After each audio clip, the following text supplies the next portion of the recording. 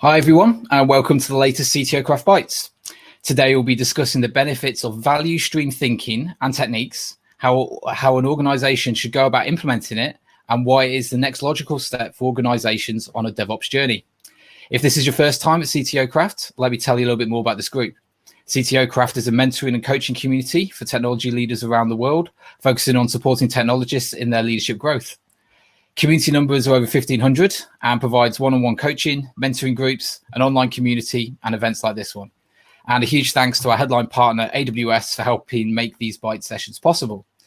So as introductions, I'm hosting today's session. I'm the CTO of Digital Solutions at iTechArt and Glyn. With me today is Steve Pereira, founder at Visible Value Stream Consulting. So thank you for being here, Steve. Could you please tell us a little bit more about yourself? Yeah, well, thanks, Glyn, for facilitating this. I really appreciate it. And thanks to the crowd for coming out. I find this very interesting, and I hope to share a lot of value with you folks. I've got a deeper intro as part of a deck that I'll be sharing, but the high-level headline, I would say, is I've been in tech for 20 years. I was last CTO at a startup that reached Series A, so I've been through a bunch of hurdles and challenges there, but I actually started in tech support. So I've been through a bunch of different roles, a bunch of different scenarios, enterprise, startup, and hopefully, the perspective that I'm bringing and the value that I'm sharing is from a diversity of experiences that somebody can resonate with and something that hits home for everybody. Excellent. Well, thank you for being here and talking to our community. It's fantastic to have you. So for the audience, you can add your questions at any time from the Ask a Question link below the video. And let's kick off then. So before we get into your presentations, how did value stream mapping for DevOps initially come about? Well, it's really interesting. I think it's a convergence of a lot of things. For me personally, it's a technique that I didn't even really know the name of when I started out doing it. I really just had this need to tackle friction and visibility and complexity in my work. And I started out actually, the first time I really did this kind of performance improvement activity, I was making pizzas in high school. And, just looking at a process end to end and trying to measure performance and find improvement opportunities, that was something I was really, that kept me interested in the job. The job's not particularly interesting, but, trying to sort of optimize and improve was what I really enjoyed. Then I got into tech, as I mentioned, with IT, and I was on the phones helping people with all kinds of tech support problems. And that really brought me to, how can we make this entire process of, I pick up the phone, I find out about an issue, I help them, they've got a better life at the other end. What does that process look like? How can we make it as efficient as possible? Because I got to churn through, I got a huge backlog of calls to deal with. So it's just sort of always been with me, this idea in the back of my head. But I learned about the concept in a few business courses I took as part of a college degree. And then I've started hearing more about it in the DevOps context through the DevOps Enterprise Summit. So a big conference that happens in the UK and it happens in Vegas now. And there was a lot of these big companies talking about DevOps in the context of the big picture. How do you do this in a large organization? How do you do this in a complex environment? And they, would frequently come back to this idea of the value stream as, here's how you kind of zoom out and look at everything from a systems perspective, from a end-to-end perspective, and optimize beyond a bottleneck, beyond a single micro optimization. And I think that it's really resonating with people now because, we've gone quite a ways with Agile, we've gone quite a ways with DevOps, and, we don't want to see teams iterating on little portions of their work, like things that they only have visibility into.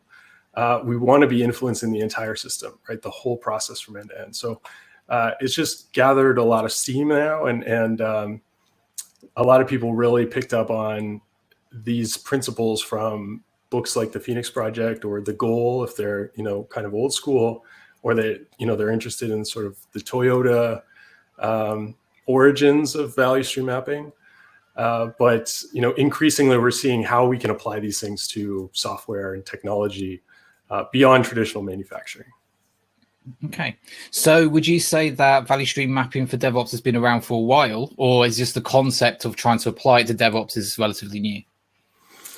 Yeah, I would say both. I would say a few people have been doing this for a while, but really in just the lean context, lean has been a thing, a part of DevOps, a part of, the CALMS acronym for a very long time. A lot of people say it's, it's learning, but a lot of people say it's lean, right? And lean, this idea of like continuous improvement, has been around in technology for quite some time. So I think that it's always been there, kind of lurking below the surface, but now it's kind of surfacing as, of all the lean practices, this is one of the most powerful ones. And I would argue it's the most powerful. It's a great starting point for a lot of people. So if you're in a situation where you're trying to make sense of complexity and a really, big picture, complicated environment, a value stream can really help guide your thinking and help you sort of focus in the right place, because now we have so many things to keep track of.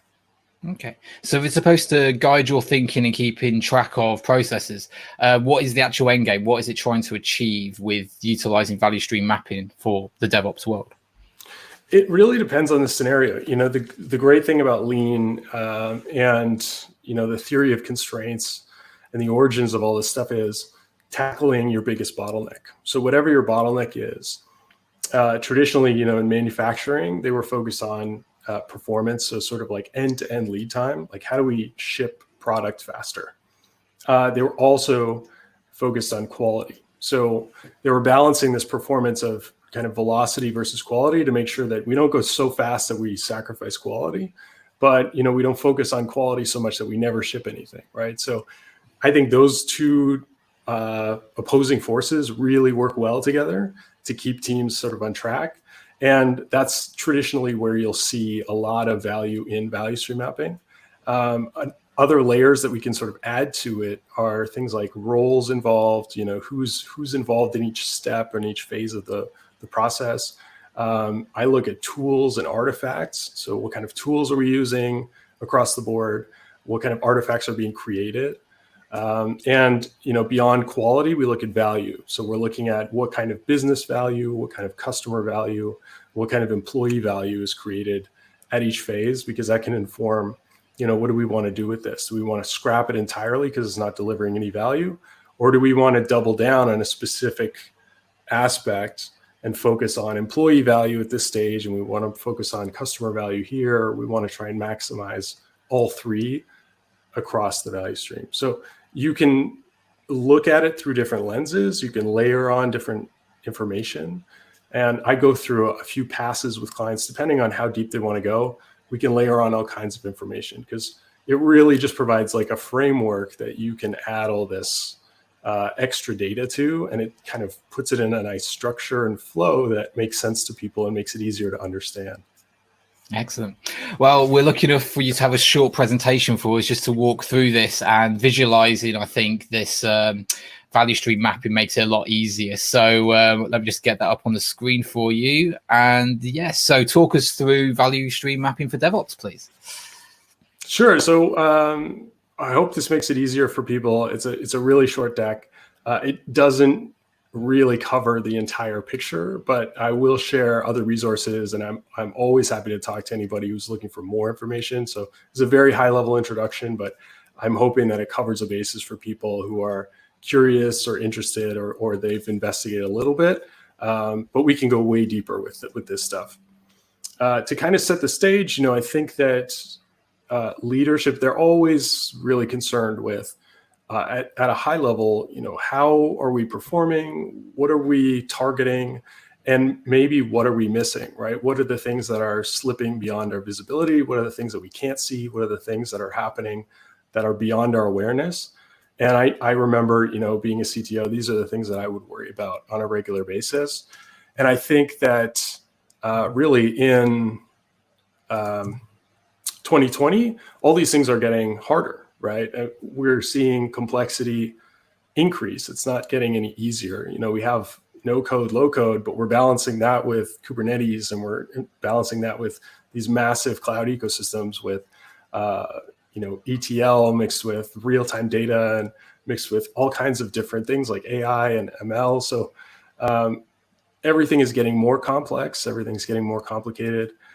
We're seeing more friction as a result, both because there's more pieces in the air, more things that we're juggling, but also, we have more people involved. Technology is now affecting an entire business from start to finish. So we have players in marketing and sales. We have everybody involved in it, and that can slow down the works. That can make, things a lot more complicated from a process perspective, from a people perspective, and increase that friction. We also have differences in alignment. The more complex things get, the more people are focusing in different places, right? So how do we bring the views of different groups with different incentives together, have them share the same view of the situation, and make decisions that are best for everybody rather than, what they're commonly looking at?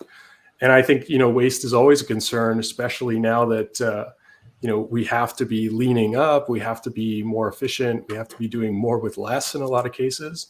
We're not all working for Zoom and other companies that are making the most of this situation. Sometimes we've got to scramble and salvage what we can, right? So I think waste is always something that plagues leadership, and we don't want to be in a situation where we're accumulating too much waste, right? So a little bit more background on me. This really comes from, again, 20 years of being in tech. And this is a technique that I've used without even knowing it for a number of years. I used to do this on spreadsheets. I used to do this on whiteboards just for myself and my team. And then eventually, at a CTO level, I would do this for my organization. And it was a technique that I could bring to a board. I could bring this to other C-level colleagues. I could bring this to new hires. And, it's fantastic for all those situations for different reasons. For a new hire, if they can come on to the company and see end to end what the entire process looks like, and the biggest bottleneck that we're focused on, I think solves a lot of problems, especially with technical folks who come on and they're like, okay, I want to use that tech that I'm really excited about, the thing that worked well for me in the last job. How do I now, hit all these nails with that hammer, right? So we need these assets and resources that we can share visibility with people and bring them into a common understanding. And I'll show you exactly what I mean by that. So if we're breaking down the kind of benefits of this into some core pieces, I would say visibility is probably the number one. Just understanding what's happening right now is really valuable, for conversations, for making decisions, for alignment, for clarity and confidence. Visibility goes a long way, especially because, we're increasingly collaborating with many, many different groups. The measurement piece really layers on that degree of realism to it. We can all have process maps, we can all have architectural diagrams, but until you have measurement, you can have a hard time convincing people to move in a specific direction, right? We can all argue all day about what we should do. Data and measurement really helps us kind of close the gap between all the different assumptions that we can have to settle on something that is actually backed by reality to some degree, right? So we want to be combining these pieces, and this is all in the service of flow, right? This flow can mean a lot of things to different people, but I think, from a organization perspective, we're looking at the value stream as a way of delivering value to customers on a sustained and continuous basis. At an individual level, you don't want to be held up by bottlenecks and delays and dependencies while you're doing your work. So I think this, this resonates throughout the organization, and these same principles and building blocks really are valuable no matter where you are in an organization. So what am I talking about when I talk about value streams and DevOps and Agile and all of these things? Why are value streams more important than DevOps and Agile? And it's a scope thing. If we're really talking about technology affecting an entire business now and having to talk to marketing, sales, a board, external customers, partners, we need this view that encompasses the entire value stream. And this is a vastly oversimplified scope, but often what I see with teams is that they focus, their technical efforts on this code to deploy, right? And that doesn't necessarily capture, how do we decide what to do? How do we decide that something is valuable enough or that we expect a specific ROI on the upstream side? And then downstream, how do we make sure that customers are actually using the thing that we built, right? So we can build things all day, we can automate everything that we're doing.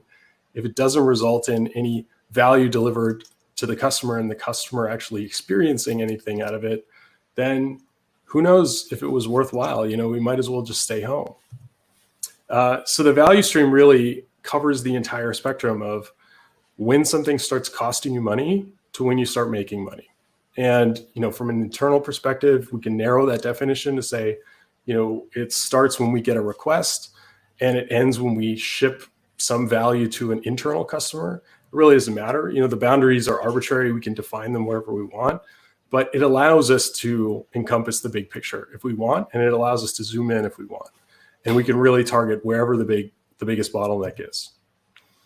So to kind of wrap that up, I see Agile and DevOps as this, this subset. We like to talk about DevOps being the whole organization needs to be DevOps, right? But realistically, we're talking about two different roles, right? We're talking about building and operating.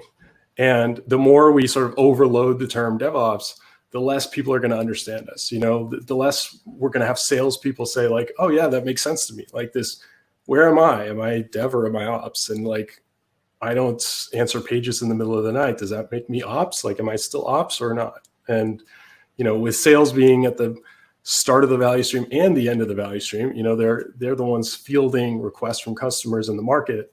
And then they're the ones collecting the feedback when their sales pitch fails. We need them in the picture, right? We need them as part of the value stream to be confident that we're actually building something valuable. So from a high level, this is sort of what we're talking about when we're talking about value streams and this ability to zoom in. It starts with as high a view as I can get it. And that means in some cases, I'm working with C-level executives. Some teams I'm working with external consultants who want a better view of what's going on. And the way we approach this is, we have a hypothesis about where a specific bottleneck or opportunity or risk resides. And we can dig into that in order to really pick it apart and figure out what's causing that bottleneck. So we have this ability to sort of start high level and zoom in. And in this case, we're starting at staging deploy. We know there's something going on in staging deploy. People complain about it all the time. So we dig in and we find that by breaking down the value stream and looking at the performance, that change validation, this testing or whatever it is, maybe we hand it to an approval body. That's where the main bottleneck is. And so instead of tackling everything in the staging deploy process and making assumptions about where we should be focusing our energy, we now know that we can target change validation and get results. And often what happens with this is we create a current state value stream map, and 20% of the waste in the process just kind of evaporates immediately. Because what happens is you do this exercise with a bunch of different stakeholders, everybody is together, and under COVID situations, everybody's on the same Zoom call, but we're all looking at the same whiteboard. Like I use a virtual whiteboard, everyone's looking at the same picture. And what happens is once we define the current state value stream, specific opportunities pop up, and I'll show you what that looks like. And everybody in the room, they're often stakeholders who can make decisions. And we can come to these agreements that we're just not going to do this thing, or we're going to do these two things in parallel, or, we're going to change this slightly. And all of a sudden you have 1 day a week back, right? Your whole team has 1 day a week where they could be working on what's next. They could be managing technical debt, whatever it is. So I find that really compelling, and that's really where it starts. That's the minimum. And I've seen that over and over again. Everybody that I know who does value stream mapping, they see the same results. But what I'm talking about with some specific efforts, we see 30 times improvements. I've seen 78% improvements. So it can be very, very dramatic, but we always get at least 20%. So in terms of moving pieces and what's involved in a value stream map, the most important pieces to be aware of is the timing. We really kind of anchor this in reality by focusing on clock time, like how much time is actually passing through the process in each step and in the wait time between each step. This is an example of what this kind of looks like. When I build it in, I use Mural these days for it.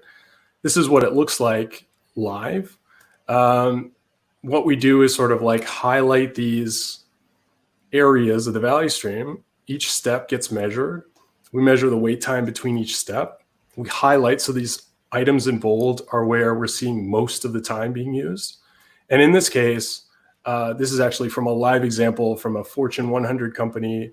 They had physical and digital products all integrated. They had a 4-year release cycle. It was massive, and there was a lot of regulation, but they had a specific goal of implementing DevOps and targeting artifact deployment. They wanted automated deployment, right? That's the thing that they were fixated on, and they wanted to make a case for automated deployment.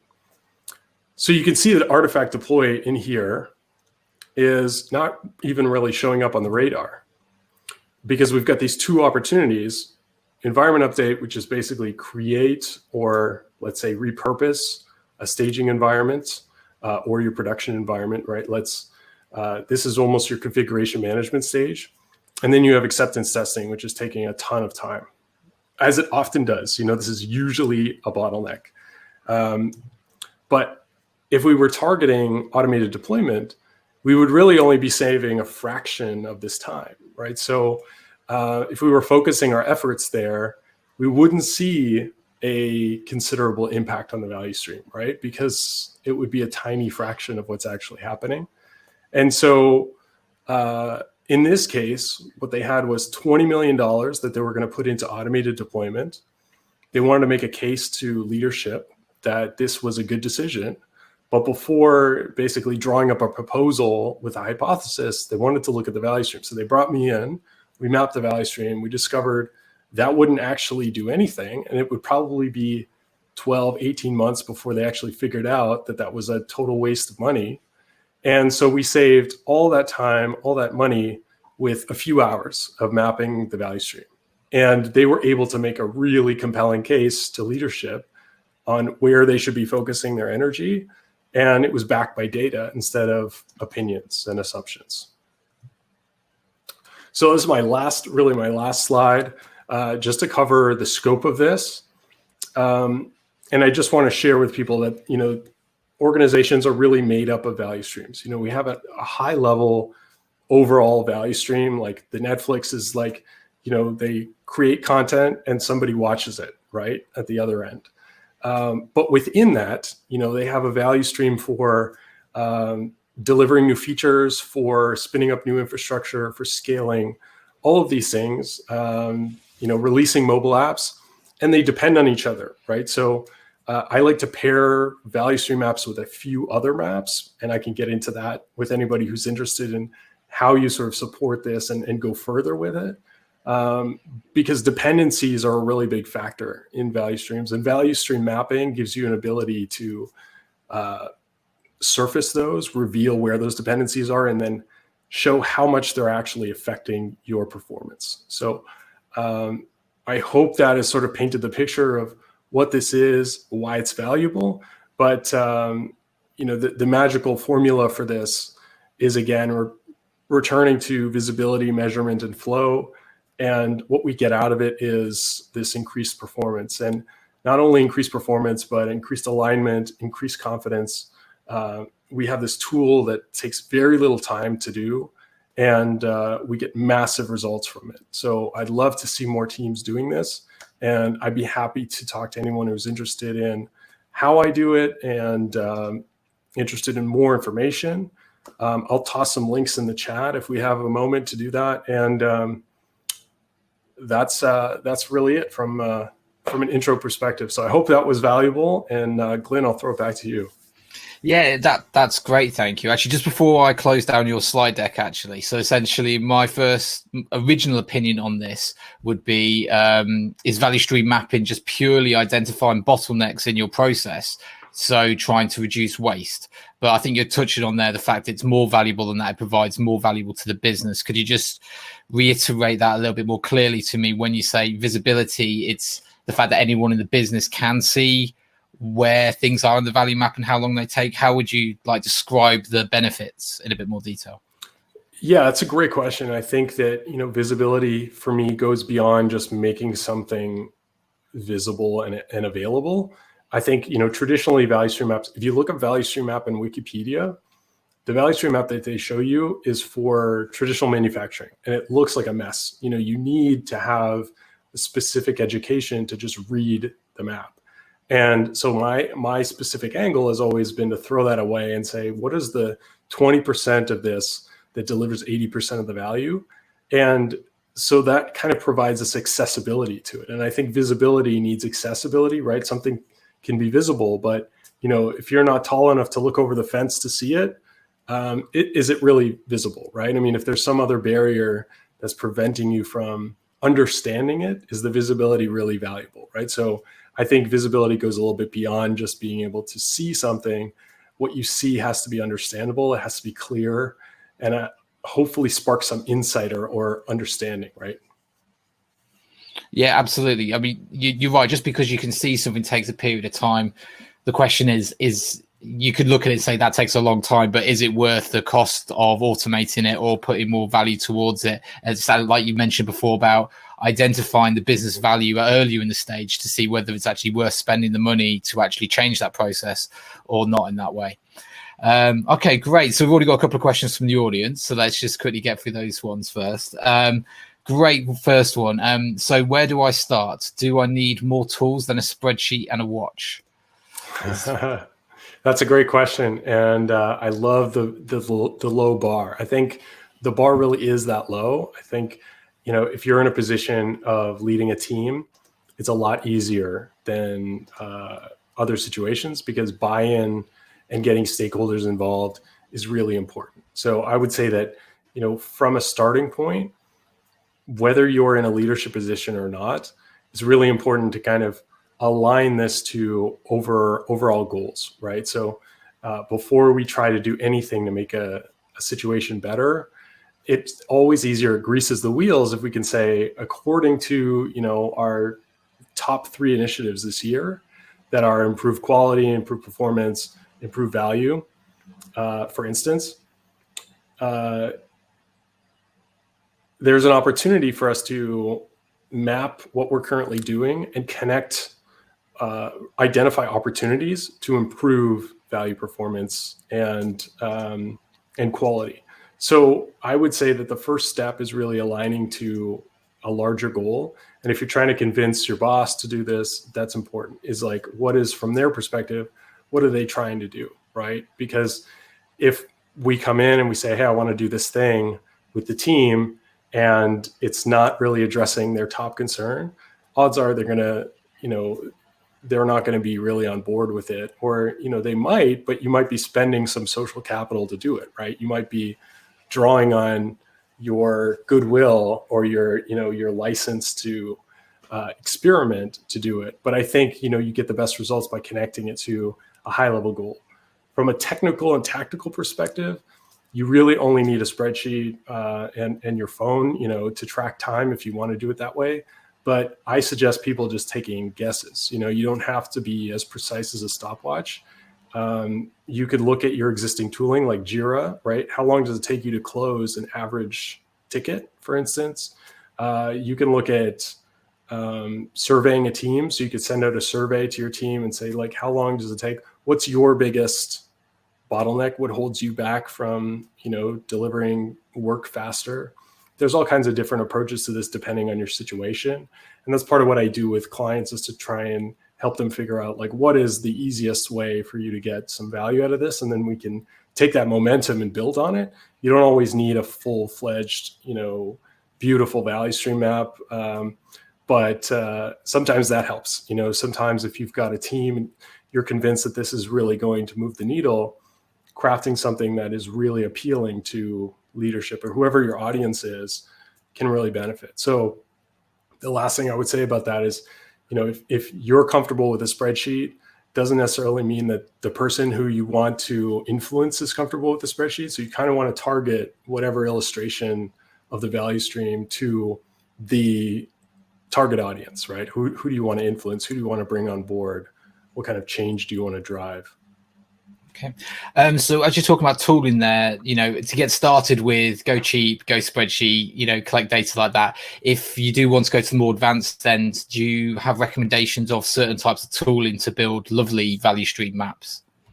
Yeah. So what I use is actually totally free. So I use Mural, and it's absolutely free. It's collaborative. You can invite all kinds of people to it. You can have everybody sort of building the value stream map together. But even if you want to go as simple as kind of sharing your screen while you build it, I've done them in Google Drawings, I've done them in Keynote, I've done them in PowerPoint. You can really visually represent the value stream easily, no matter what your tooling is. Especially in a remote context, it's really easy because your writing on a whiteboard doesn't have to be good. You can rely on the tooling and a screen share to really have this collaborative exercise. You only need really one person in the driving seat. I open it up to a bunch of people and have them sort of collaboratively build it in certain scenarios. But the most important person for sort of transcribing it is really just the facilitator. So you can do it with almost anything. Excellent. Okay, then. So I've got lots of questions from the audience already, so we'll just kick through those first. Can we compare VSM, value stream mapping, to doing a retro Gantt chart and finding inefficiencies? I would say that there's a lot in common with a retro. I think, this activity in a software context where, you're not walking the assembly line, you're not walking the factory floor. You're going to be looking backwards at, what was it like the last few times we did this, and collecting a few different perspectives, and then making a guess about, okay, most of the time it takes this long. So you're definitely looking to collect the data retroactively. Comparing it to a Gantt chart, I would say that a Gantt chart is probably a little bit more complicated. But it depends how you have it set up. I find that the moving pieces that I deal with in a common value stream map allows me to sort of layer on more detail than you would on a Gantt chart. But also, like, the baseline is a lot simpler, right? The kind of representation is a little bit simpler. But if you're a whiz with a Gantt chart, you could probably get some decent value out of using that as your framework. Okay, great. So on similarities, so from Sarah, I've heard the term process science. This seems very similar, but a more tech-driven level. Would you agree? I don't know that I've heard the term process science before. The thing about other process frameworks is, if they have that sort of measurement and visibility in common, they're probably pretty similar. I would say that, those are the really most important pieces. So you could probably draw quite a bit of value from looking at these parallel techniques. Another one is measurement-based process analysis, I think is kind of a common term for this sort of thing. The thing I would caution about is that you kind of want material that speaks to your specific environment and your challenges, right? So a lot of these things from traditional manufacturing, you've got to sort of sift through all the noise to get to the signal that applies to you. And software is a little bit different. I mean, they're both processes, but one is focused on kind of robotic efficiency. The other one, in software, what we want to do is maximize creativity and optionality, right? So it's a little bit different focus. And so you can't kind of port all of these things over to a software context. Okay, wonderful. Okay, then. So actually touching on, I think you've touched on this briefly, but it's good to probably elaborate a little bit further. How do you identify the right participants, actors of the VSM since the beginning? It feels like the VSM gets more granular as you reveal more processes. Yeah, so I'm working with a client right now, and we have a leadership team where we're doing a high-level value stream map for a release. So their release process is a specific group of people, and it's product folks, it's folks in, they have a DevOps silo, unfortunately. They have technical leadership, they have architecture, they have an approval board, they have project management. All these people they're focused at the release level. They really don't care that much about what's happening inside of the scrums and what's happening inside of the sprints. So for that level, the stakeholders are who is involved, who's affected most, who's incentivized to deliver improved performance at that level, who is going to be a dependency, perhaps. And we want to cap it at we don't want more than 20 people. You can have a lot of people now that everything is online. Like, it's easier to have 20 people involved than having 20 people in a conference room. Like, 20 people in a conference room gets to be kind of a zoo. And so it's a little bit easier online, actually. But I would cap it at something like 20 people. It's really effective when you have like 12 to 15. And then at the sprint level, what we're looking at is the product team, right, or the feature team members, and their, let's say, immediate dependencies, or where we imagine their most critical bottlenecks are. So we have that sort of bottleneck hypothesis. If everyone is complaining about the fact that we need to go to the QA department and wait for them to test everything, we definitely want them in the process, right? We want their voice to say, okay, here's why it takes so long. Like, at the end of the day, we don't need that for collecting the data necessarily, but we do want to know from them, like, how much of your time is actually delivering value from your perspective, how much of your time is toil, like stuff that you're working through technical difficulties, you're dealing with like bad requirements. There's all kinds of stuff that can be affecting everybody, but having more voices in the room and different perspectives definitely helps us create a better picture of what's going on. Okay, great. One more question that's more about examples. I'm going to leave that to a little bit later for the audience. So what my next question would be, just to try and keep on the thought process here. What about cases where measurement's very difficult? So, for example, acceptance testing was one of the examples you were giving there. It could be dependent on department, section of the platform, or even which members of staff. If a junior member of staff's doing it's going to be slower. How do you account for that in the value stream map? That is honestly the most challenging part. And I think that's the most important piece, to have a facilitator with experience to kind of separate the signal from the noise. Because often what I'm looking for is what happens 80% of the time. So I get that, I collect a few samples from different people about what's happening 80% of the time. And in some cases where there's very little agreement on what happens 80% of the time, I'll just take the worst case scenario. So I'll just take the highest number, because really what we want to guard against in the value stream, and to drive up consistency and stability and our ability to improve, is to look at where are we falling off the rails, right? If we can reduce the volatility, we're going to be in a much better position to automate and to make decisions about improvement. So if there's any doubt, or if there's any complication about measuring timing, we'll go with worst case scenario. From a quality perspective, what you want to look at is percent complete and accurate, and that could be challenging too. So you could be looking at how often are these tickets getting sent back, for instance. How often does it hit a stage and then get sent back for clarification? That's an indication of percent complete and accurate. And sometimes, we want to dig into Jira for that, but we don't do that in real time. Well, basically, if we don't get good answers about estimations on percent complete and accurate, I could send someone off and say, okay, let's just run the numbers and come back, and then we can layer on, the actual data. So it can be tough to source the data, but oftentimes, the fidelity and precision is not really that valuable, because as you remember from my earlier example, the difference between, the worst bottleneck and everything else was like a factor of 10, right? Or a factor of 100. So we're not dealing with like precise differences. We don't really have to worry about precision to a degree. The bottleneck will still appear, and it's still going to show up as, let's say, dramatically different from everything else. Okay, so you approach it like a disaster recovery piece. It's always the worst case scenario. What does that actually look like? And obviously, if you can improve the worst case scenario to make it a shorter time, that's the time that you're then using to prove the improvement there.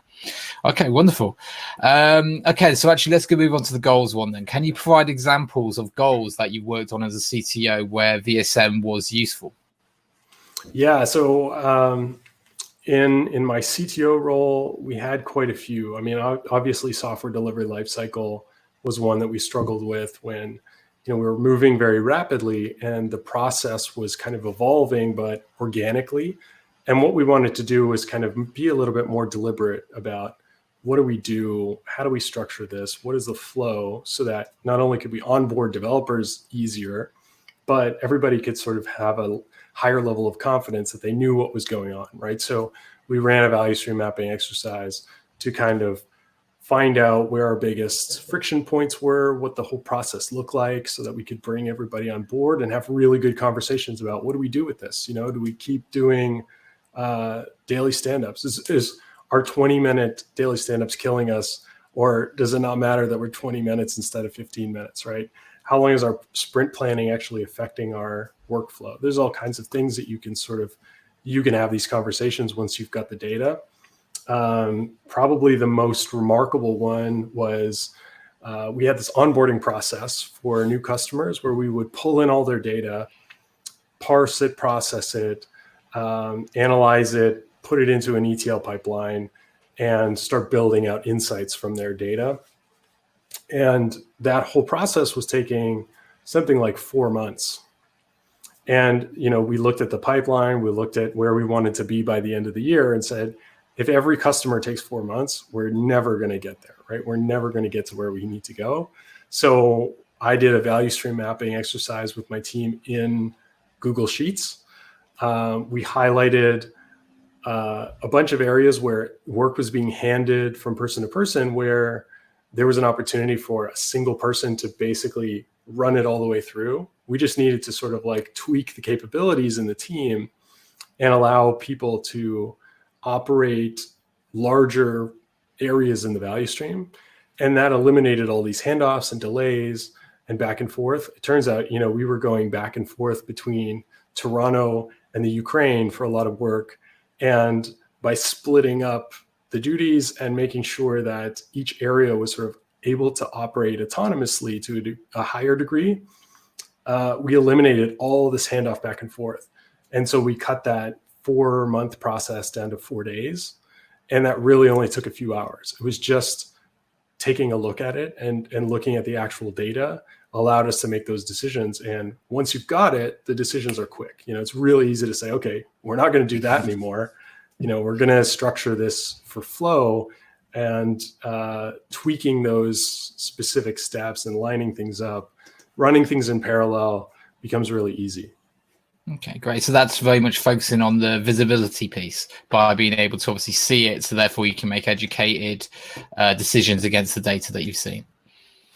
Yeah, definitely. I would say the one other thing I would mention is that, as a CTO, you're going to have your own opinion. Everybody on your team has their own opinion too about where the bottleneck is. And so you need something to bring everybody into the same conversation, because if you go around the room, everyone is going to have a different idea, right? So how do you go from 8, 10 different ideas to one idea that everybody is on board with?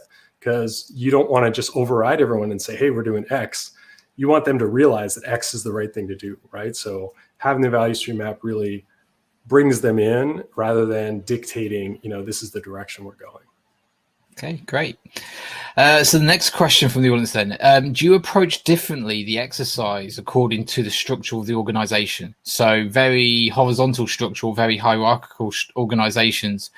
And after doing so much VSM, did you identify any patterns between them? Yeah, this is a great question. I would say that the approach is very, very similar. In a startup, I'm looking at least two levels. So I'm always looking at sort of like an organization level, a high level, and then a low level, sort of an iteration level or development level. And that's pretty much common all the way through. But in an extremely large organization, your Fortune 100 companies, they're so large, they're going to have hundreds, right? So you're really operating at any arbitrary level inside the organization, wherever they want to focus, wherever they feel the pain.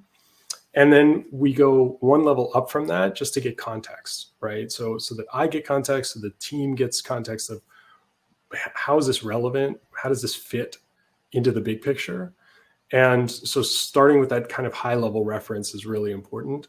That's actually really quick. We just need an idea of what's happening and how this all fits together and how we're actually going to make this valuable, right, in the context of the bigger picture. But it's very, very similar. Like I would say it's the actual practice is pretty much identical, no matter what the size of the organization is, whatever vertical it is, whether we're looking at a marketing process, a sales process, onboarding new customers, onboarding new employees. These are all value streams. They all share the exact same moving parts, and we can build them all with the exact same building blocks. Okay, great. Oh, there was one other piece. What was the second half of the question?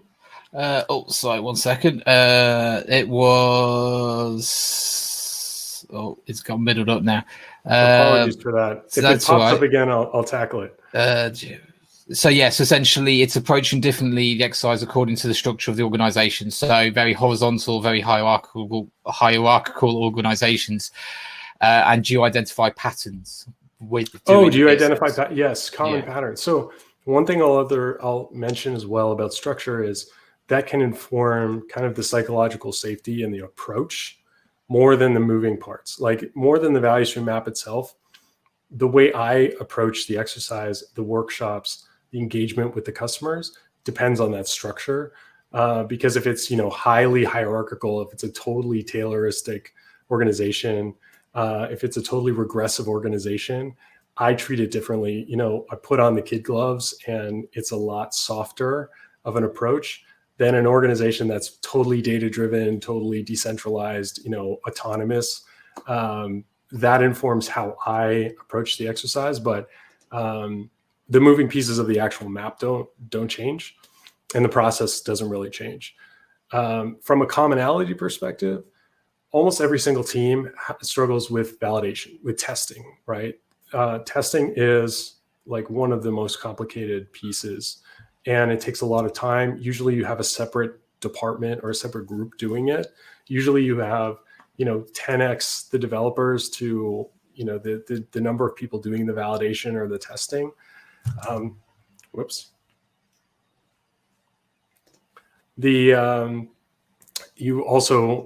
You've got very different environments, whether you're testing front end, back end. That's where I see a lot of bottlenecks. But the value stream map can kind of inform, what do we focus on? Do we focus on unit testing? Do we focus on, making end-to-end testing more efficient? You can get a lot of really great insights on what's happening in testing and validation. Approvals, again, anytime you have to send something off to another group, when you have a dependency outside of the value stream, that's huge. And the other one that I would say is the most surprising to a lot of people is meetings. Like organizing a meeting, getting everybody on the same schedule and getting everybody in the same space to agree on something or to even just discuss something is typically it's very wasteful activity, right? There's a lot of waste involved. There's a lot of delay between we want to have a meeting to make a decision and the decision is made. That's a huge chunk of time usually. So I would say those are very common and I see them all over the place. Yeah. In that case, I think it's the manager or lead's time that's saved by putting everyone in a room together and thrashing it out. But obviously, from an organizational level, it's very costly to them. I've got one big question here. I'm just trying to get my head around it as I tried to describe it to you. So, measuring the lead time of a feature ticket before development begins has always seemed like one of the more difficult things to measure. Yeah, I agree with that. You can't leverage the metric you get from your SCM, CI tools, and any metrics in Jira, for example, always seem to be at the best unreliable and more usually useless before development begins. What are some of the techniques you use to measure value at that point in the stream where things are in the ideation, research, and feasibility phase? Yeah, this is a great question. And it's an area that I find most teams aren't even looking at before we do the value stream mapping exercise.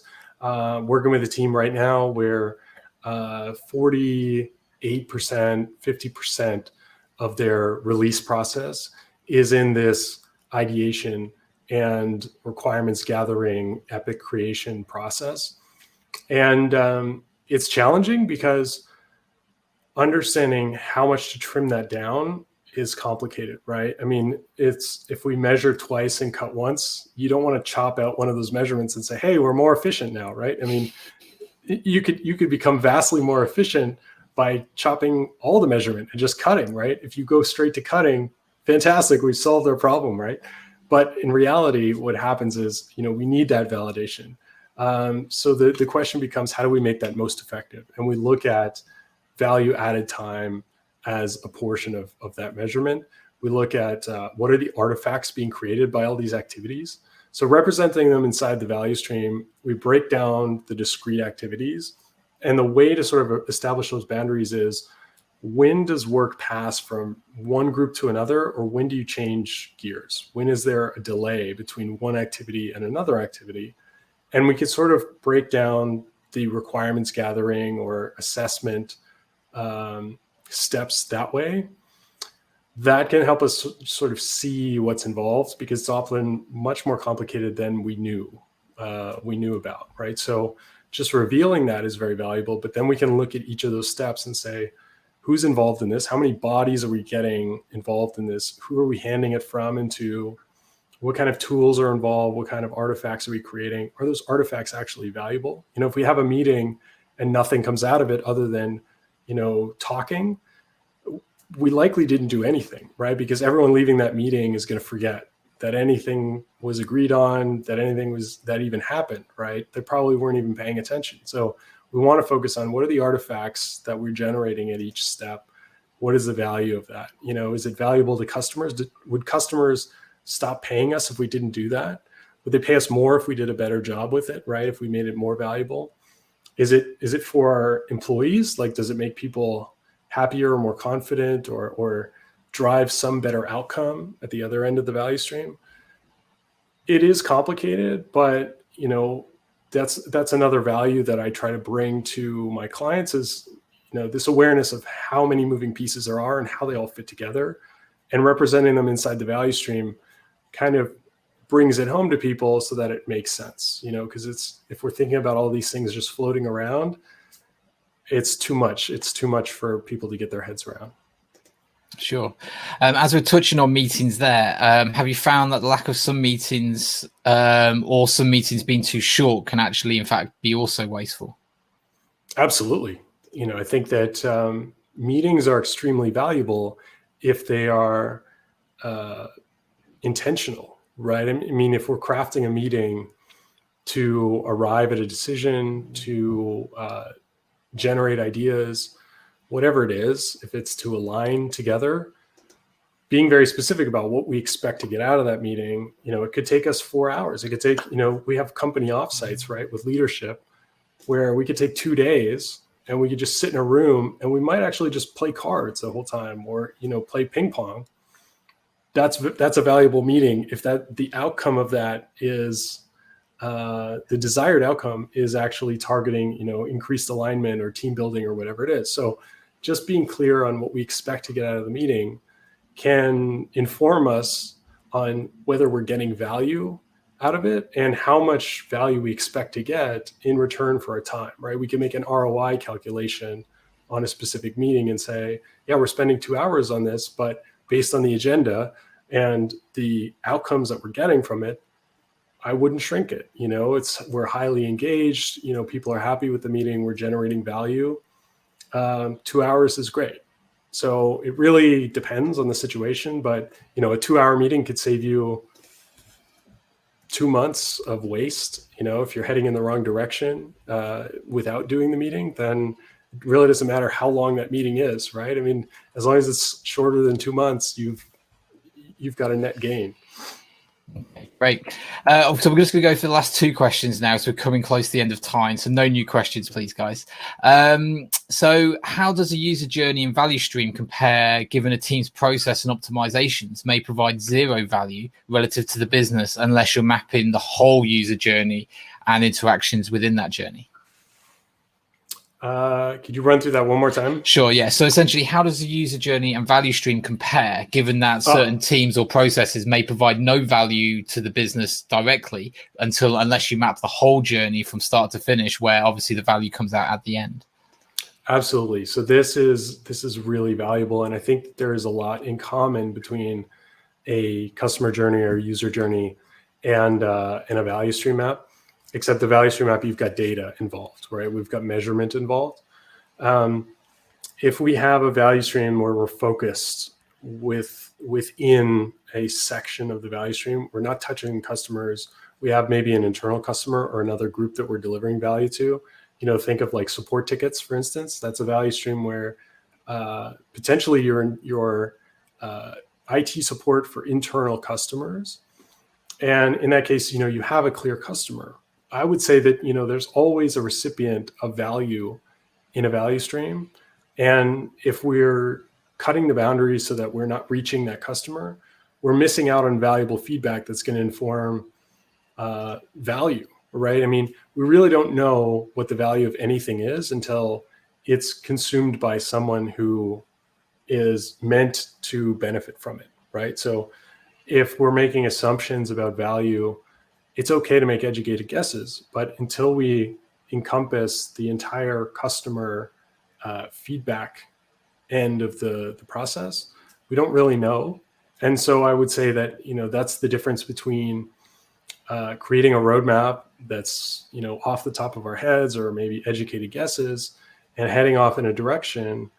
And oftentimes, that can be months, years in the wrong direction. And we see that with like digital transformation, where it's like they have this arbitrary set of criteria and they're moving ahead with a value stream, or they're moving ahead with a roadmap, and they're never validating any of these outcomes with customers. And so I would say that we always want to identify a customer for any value stream exercise that we're doing, and every value stream sort of visualization that we have, so that we are able to collect that feedback and improve the process with the feedback.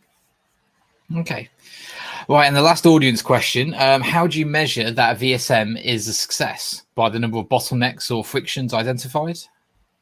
I would say, success is really that we've identified an opportunity that informs our next steps that is potentially greater than the cost of doing the workshop or the exercise, right? So in cases where I'm doing a current state value stream map that's average 2 to 3 hours, as long as we're saving, 2 to 3 hours over the next 3 months, it's paid for itself. And oftentimes what happens with that 20%, what we're getting is probably about 3 weeks over the next 3 months back for that investment. So I would say that, oftentimes there is a massive benefit from it. You don't have to worry about getting a positive outcome.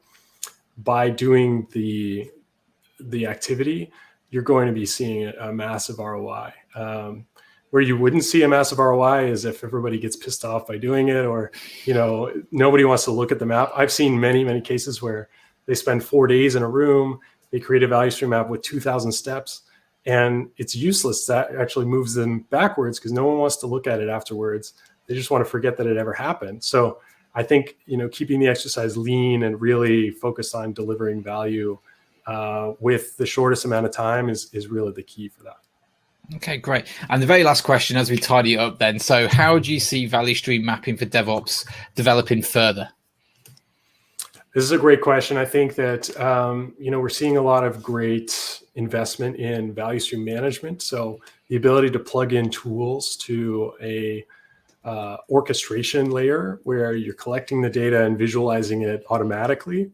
I think, we're quite a ways from that being really accessible to people and really easy to get benefits from. I know it's getting better all the time, but we really have kind of like new players in that marketplace, new solutions that have yet to be proven in many different scenarios. But I see a lot of opportunity to that because, we can be plugging in things like Slack, things like Mail, things like Jira, automatically collecting the metrics. So on a more continuous basis, we can monitor performance. Value stream mapping is always going to be relevant to kind of take a point in time sample and go beyond what the tool is capable of showing us, because the tools are never going to cover as many details that we can with a value stream mapping exercise. And we're never going to get this sort of team building effect from using a tool, right? So I think mapping will become more and more popular. We're seeing a lot of teams sort of like spun up. If anyone's familiar with the team topologies catalog of team types, what I do with companies is I create like an enabling team inside of organizations, a little bit like a dojo team, a little bit like a community practice team, but they're focused on flow efficiency.